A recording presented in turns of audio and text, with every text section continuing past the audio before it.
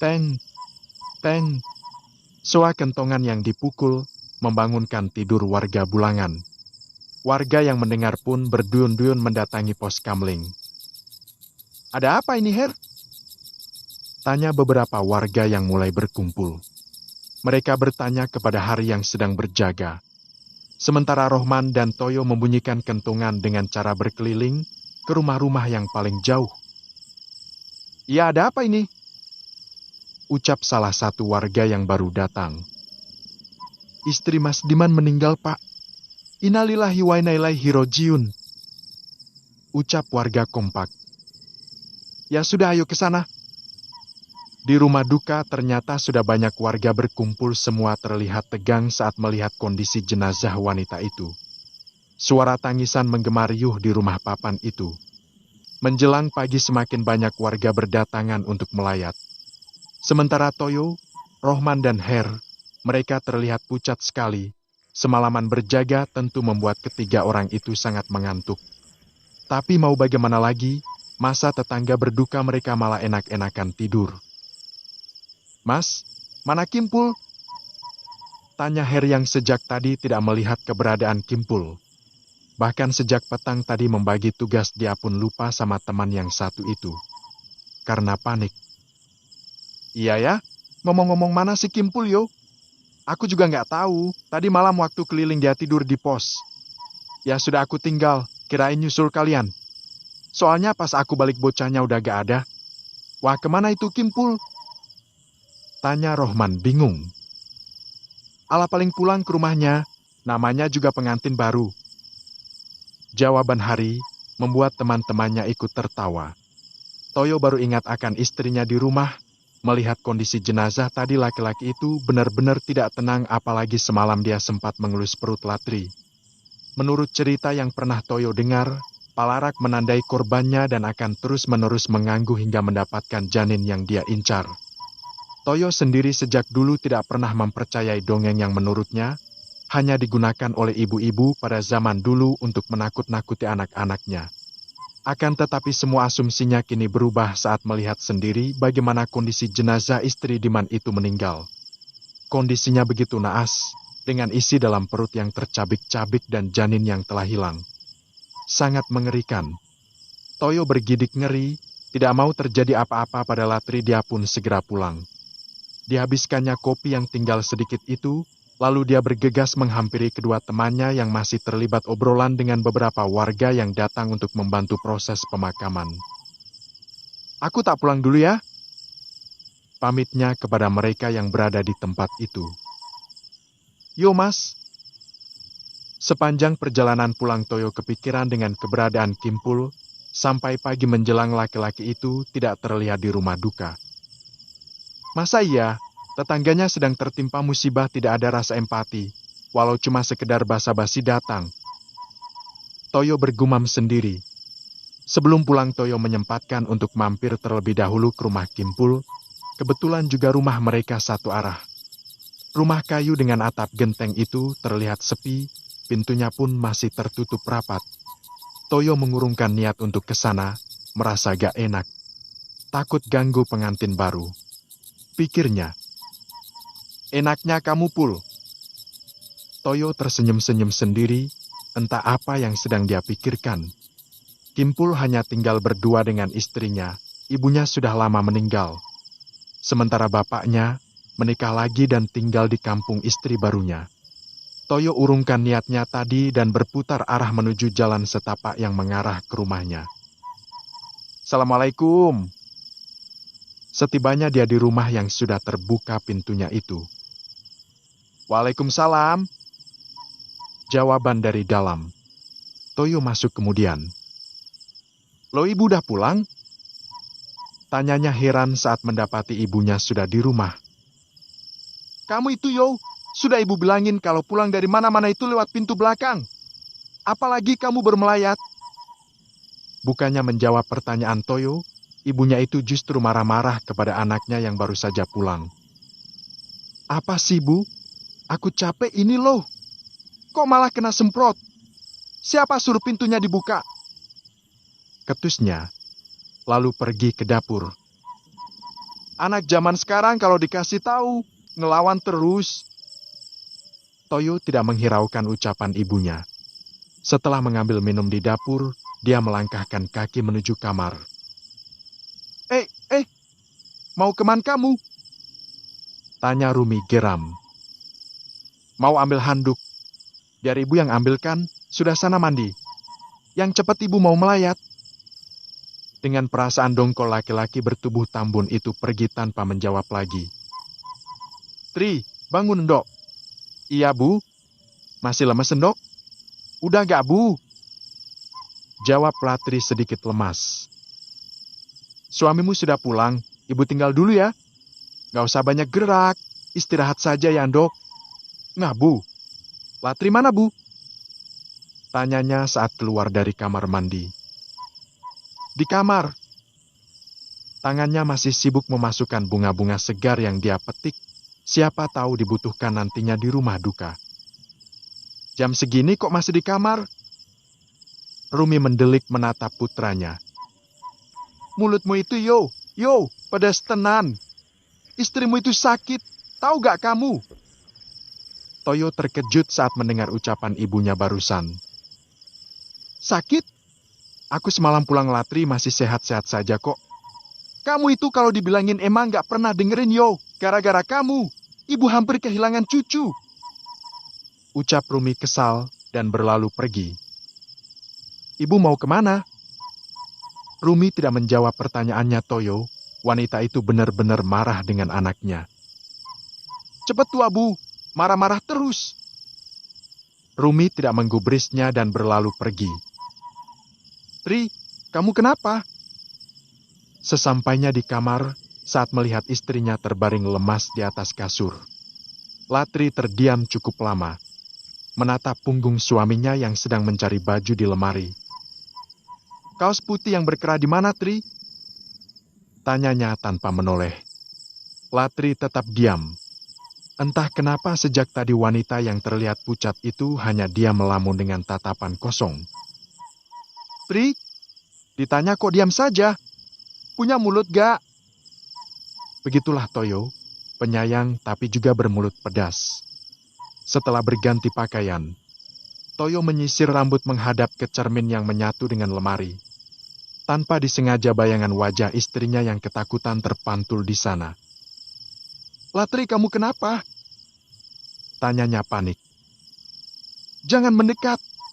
Tri, ini aku suamimu. Wajah Latri justru semakin takut saat didekati oleh suaminya. Jangan ganggu saya, pergi kamu dari sini. Jangan ganggu saya, pergi kamu dari sini. Kamu kenapa, Tri? Toyo terlihat tegang, antara takut dan cemas. Sementara Latri benar-benar syok. Bahkan tubuhnya sedikit gemetar saking takutnya. Keluar! Aku bilang keluar dari sini! Kamu bukan suamiku! Kamu bukan Mas Toyo! Tetapi kami, seketika tubuh Latri limbung tidak sadarkan diri. Toyo sangat panik, kemudian merebahkan tubuh istrinya itu di atas kasur. Ada apa dengan Tri?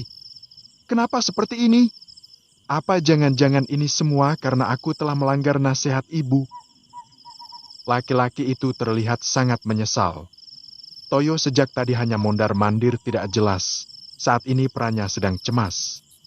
Ingin mengabari ibunya, takut kena marah karena meninggal Latri sendiri. Jadi terpaksa dia duduk menunggu istrinya sadar dan semoga ibunya cepat pulang. Tidak. Jangan apa-apakan anak saya. Tolong, Mas Toyo, tolong.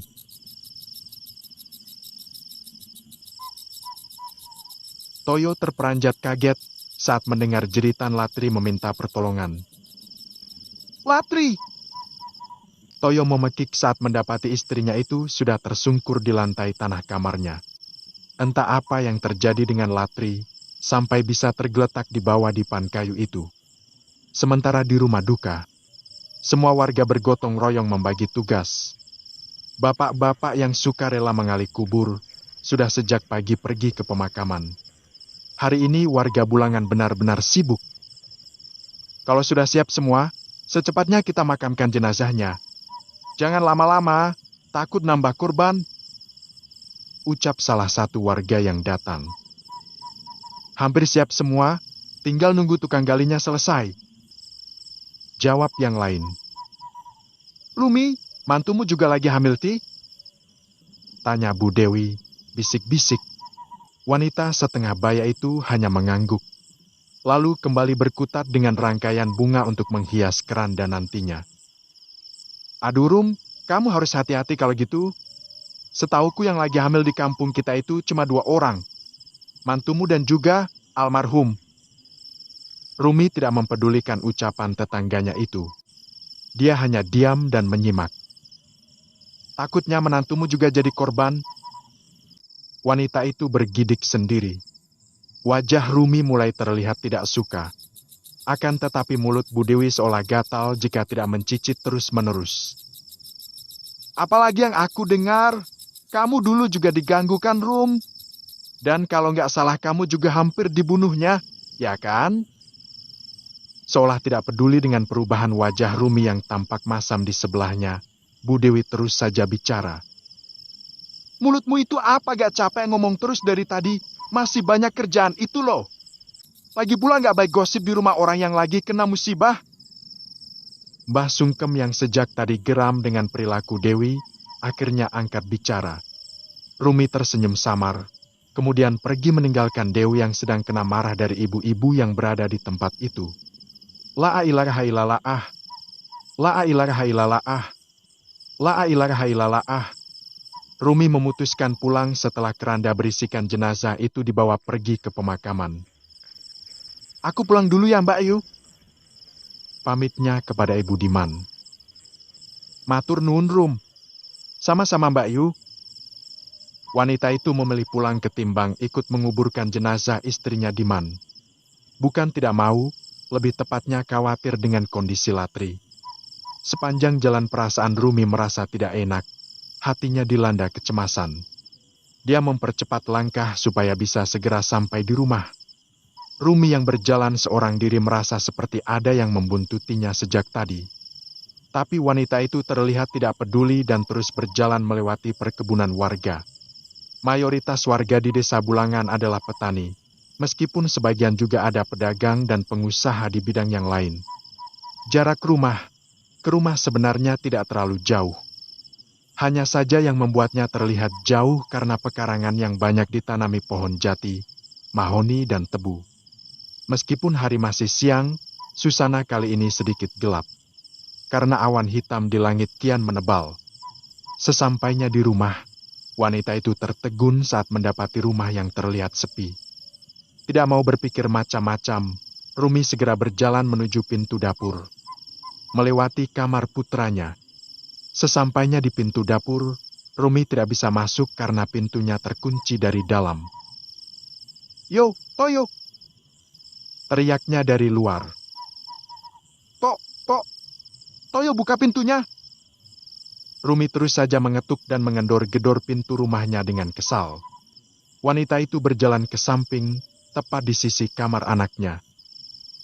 Endok, buka pintunya, ibu mau masuk. Teriaknya lagi, sembari mengetuk kaca jendela. Walah, bocah ini pada kemana dari tadi dipanggil gak ada yang dengar.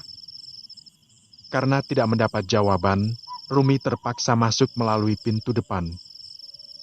Rumi, Bu Joyo, ada apa Bu?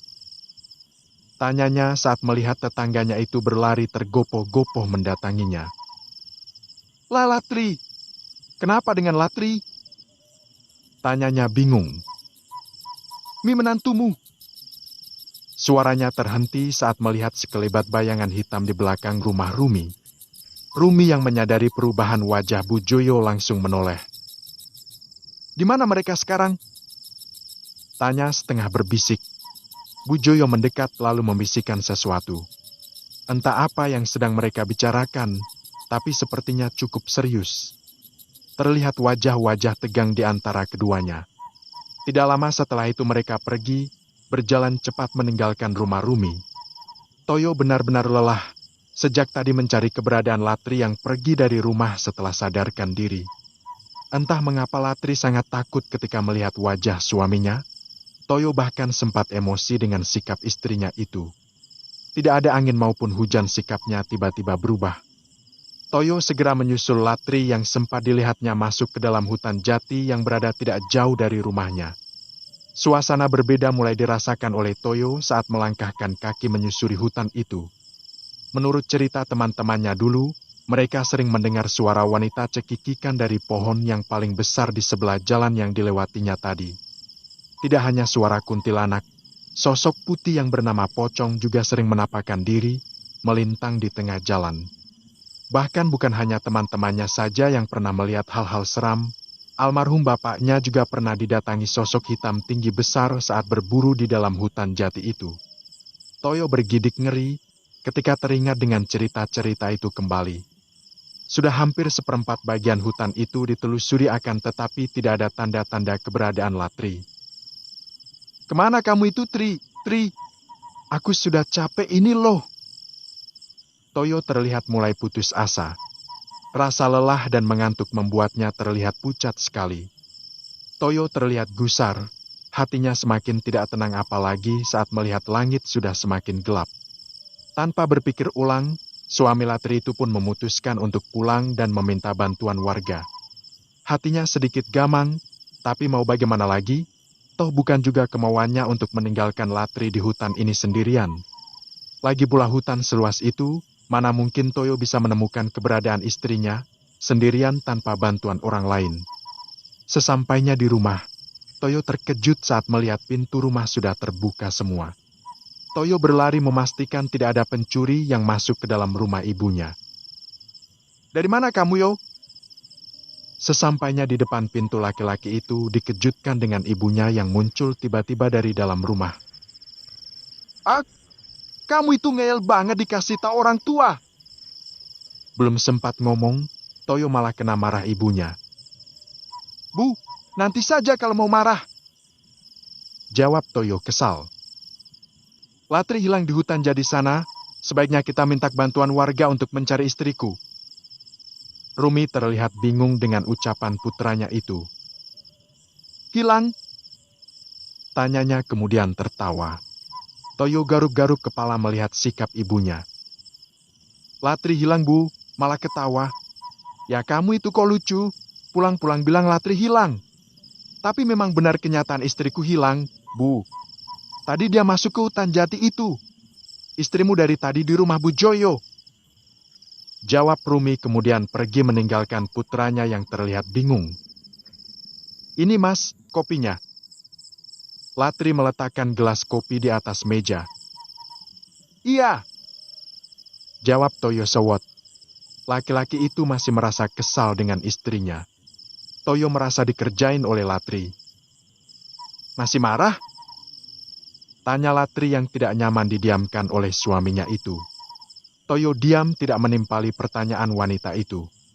Bagaimana tidak marah, capek-capek Toyo mencari istrinya sampai jauh ke dalam hutan angker. Tidak taunya Latri ada di rumah Bu Joyo, tetangganya. Padahal jelas-jelas tadi Toyo melihat istrinya itu berlari masuk ke dalam hutan. Sudahlah badan capek, mata mengantuk. Malah dikerjain istri. Dengan perasaan dongkol laki-laki itu melangkah pergi meninggalkan istrinya di luar. Malam ini cuaca sedikit mendung, kemungkinan akan turun hujan.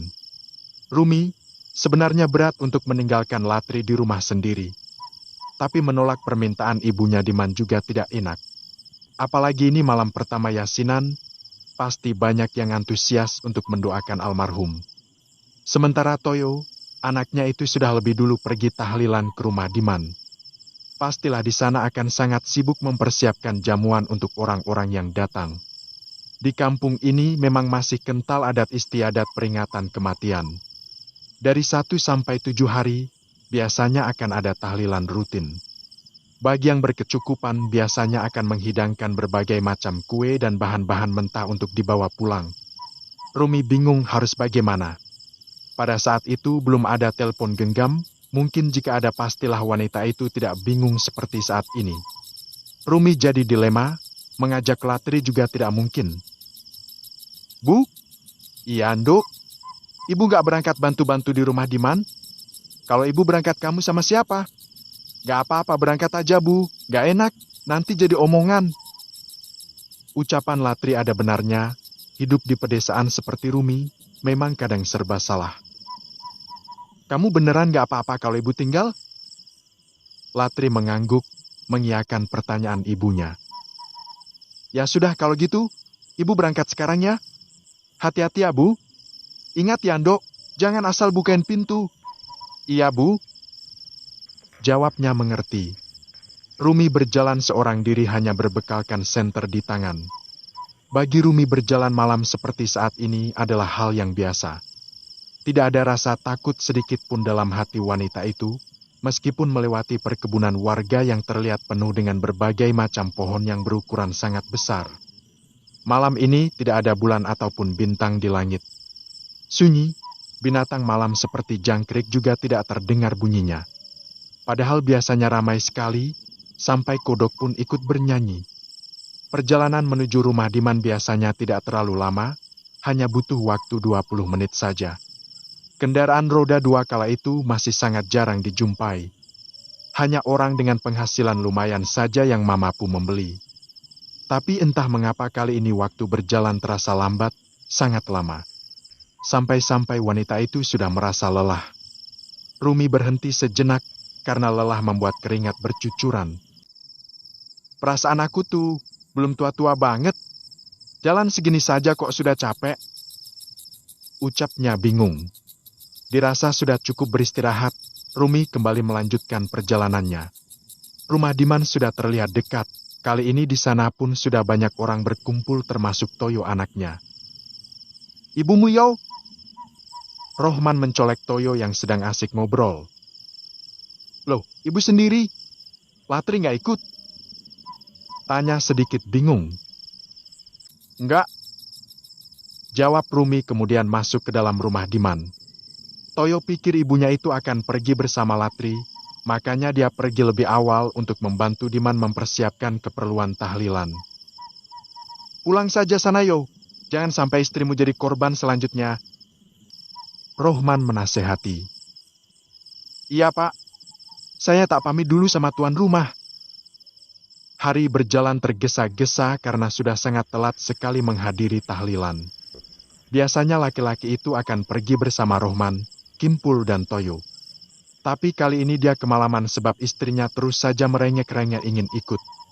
Untungnya ada ibu mertua yang tidak pergi kemana-mana jadi bisa menemani Aini istrinya. Maklum hamil muda, jadi banyak maunya. Gusrak.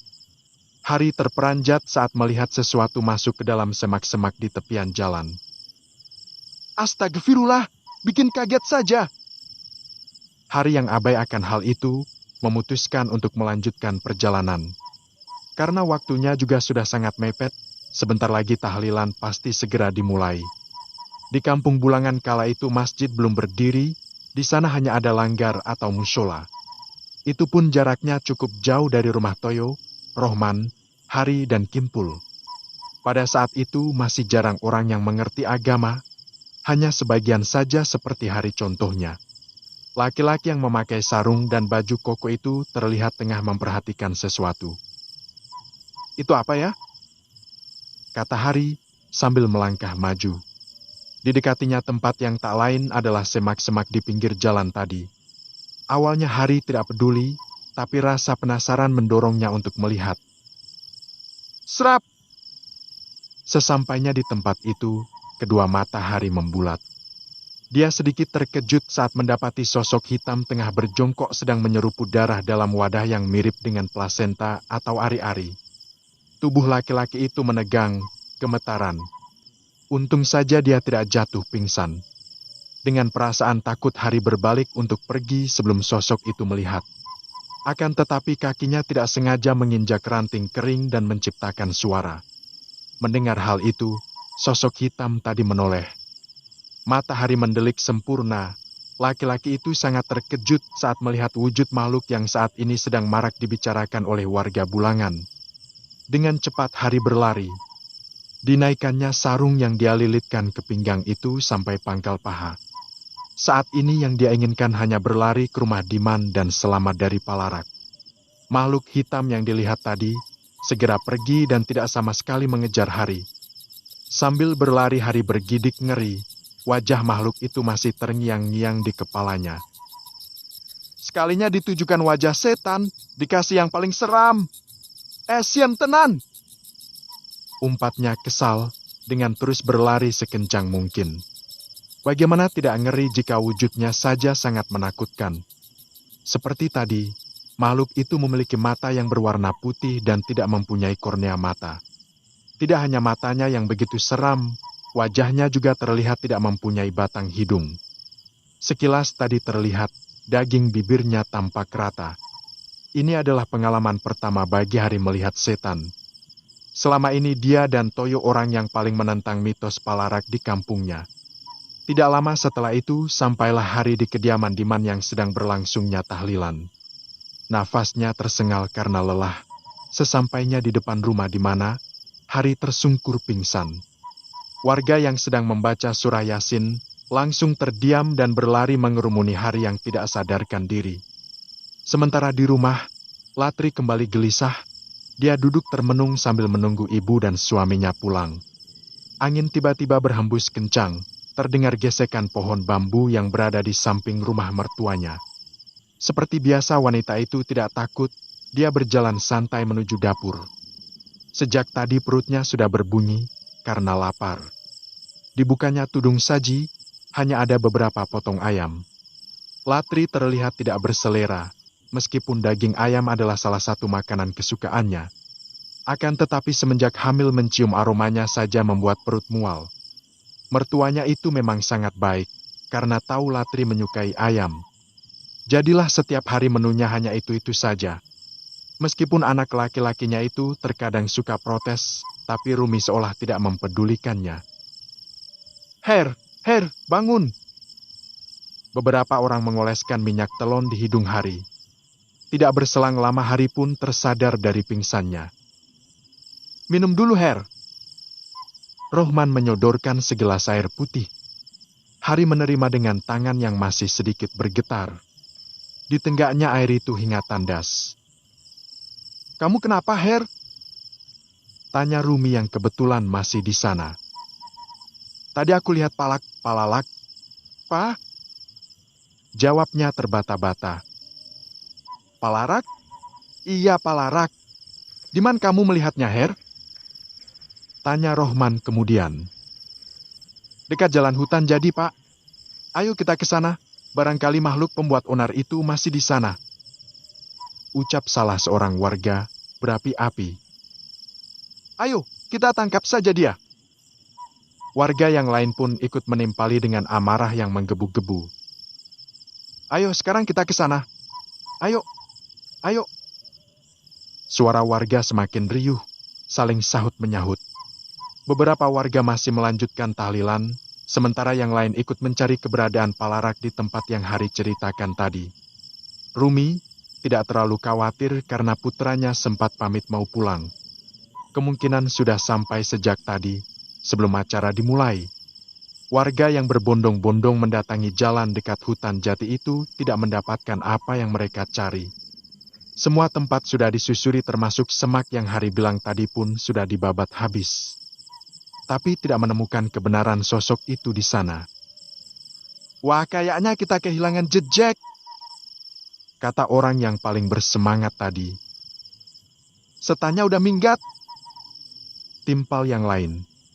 Warga tampak kecewa karena tidak bisa menangkap Palarak. Mereka sudah rela capek-capek mencari, tapi tidak membuahkan hasil. Sementara Rohman dan Hari hanya mampu menggeleng-gelengkan kepala. Merasa heran dengan kekonyolan warga yang menurut mereka tidak maksud akal. Setan mau ditangkap, emangnya ayam? Ucapan Rohman membuat Hari terkikik geli. Hihihi. Ternyata bukan cuma Hari yang tertawa, dari arah hutan jati itu juga terdengar suara cekikikan yang cukup keras. Semua warga di tempat itu berlari kocar-kacir menyelamatkan diri. Gayanya mau nangkap setan, sama suaraku saja takut. Hari dan Rohman yang masih mematung di tempat menoleh ke sumber suara. Tampak laki-laki berjalan menghampiri mereka yang tidak lain adalah Toyo. Siem, tak kirain setan beneran gak taunya kamu yo. Ucap Rohman kesal. Walah, sampean teh mas. Ngapain kalian di sini? Bukannya menjawab Toyo malah balik bertanya. Kamu sendiri ngapain malam-malam di hutan? Rohman menatap curiga. Aku tadi lihat Kimpul masuk ke dalam sana. Aku susul malah pergi gak tahu kemana. Jawabnya memberitahu. Ngomong-ngomong, aku juga seharian ini gak ngelihat Kimpul. Sama aku juga gak lihat dari semalam. Rohman dan Hari memang sejak berpisah di pos ronda semalam, tidak bersua dengan Kimpul temannya. Malam-malam bukannya tahlilan, malah keluyuran di hutan. Ucap Rohman geram. Ya sudah, kalau gitu kita cari saja, Pak. Hari memberikan usulan kepada kedua temannya itu. Padahal biasanya Kimpul orang yang paling aktif dalam berbagai kegiatan. Tapi entah kenapa tidak ikut takziah dan tahlilan di rumah Diman. Aku gak ikut lahir, istriku di rumah sendirian. Nanti ibu marah-marah kalau tahu aku gak di rumah. Jawab Toyo keberatan. Aku juga gak jati deh, istriku juga lagi hamil muda. Walah, kalau aku sendiri juga gak berani. Yowes, ayo pulang aja. Akhirnya ketiga laki-laki itu pulang ke rumah masing-masing. Tanpa disadari oleh mereka, sosok hitam tanpa hidung ikut mendengarkan dari balik pohon jati di hutan itu.